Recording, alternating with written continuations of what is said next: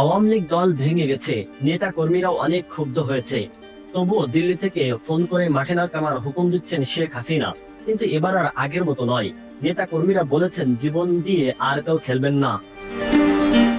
সম্প্রতি ফাঁস হওয়া একটি ফোন আলাপে দিল্লি থেকে যুবলীগ নেতা শাওনকে শেখ হাসিনাকে বলতে শোনা যায়, কেন্দ্রীয় কার্যালয়ে যে কোনো মূল্য উদ্ধার করতে হবে।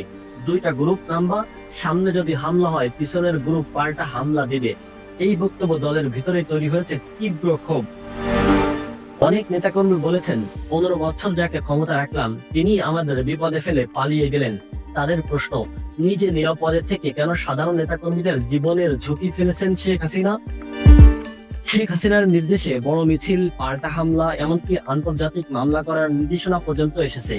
তবে রাজনৈতিক বিশ্লেষকরা বলেছেন, চোরাগুপ্তা হামলা আর হঠাৎ মিছিল করে ক্ষমতায় ফেরা সহজ হবে না।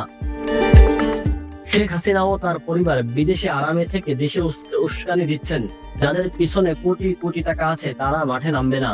নামবে সেই সাধারণ কর্মীরা যাদের জীবন পড়ে থাকবে রাজপথে।